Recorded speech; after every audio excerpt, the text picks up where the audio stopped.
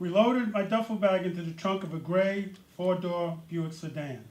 The entire back seat was all mine, along with the gray carpeting. I had to roll the windows down to get air into the car. That was fine with me. We left Manhattan around 3 o'clock on a sunny summer afternoon and drove over the bridge to Queens and headed for the Sunrise Highway. Voices from War, we started offering writing workshops for veterans and some family members as well in 2013. The primary workshop is held at the 14th Street Y as the host. I'm not a veteran myself. I kind of came into working with veterans and specifically running writing workshops for veterans in a roundabout way about 4 years ago or so.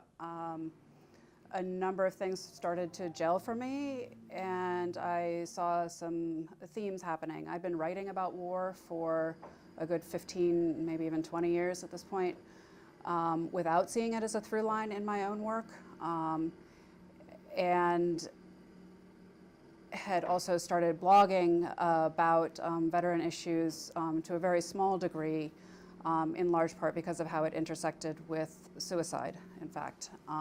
I lost my father to suicide about 20 years ago, and after that, felt this kind of silence around the subject. I didn't have a language for talking about it, and it was hard to integrate the experience of losing him and the experience specifically of the suicide and certain ways in which that's a particularly violent death, along with things from my own childhood into my then present life in my early 20s. So in some ways I try to draw on that as having some parallel experiences, and I'm always trying to find ways in which to bridge that gap between veterans and civilians that feels sometimes very stark and unnecessarily wide. My name is Nate Bethay. I was an Army infantry officer for 7 years, from 2007 until 2014. I'm 32. I chose to be an infantry officer, and then I got assigned to an airborne brigade right out of college and went there and deployed to Afghanistan with them.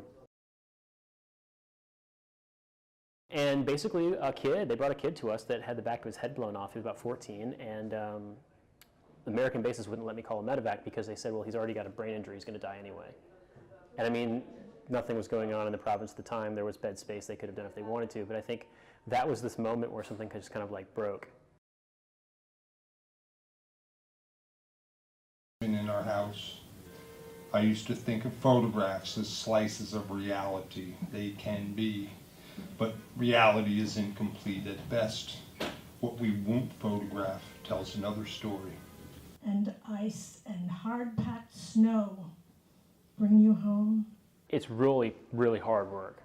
But when you're done, when you've written it, and when you're comfortable sharing and you've shared it and you can work with people, you achieve a certain degree of power over the events in the sense that you've kind of imprinted a narrative structure onto these events. And so you can talk about them from start to finish without necessarily being overwhelmed by them.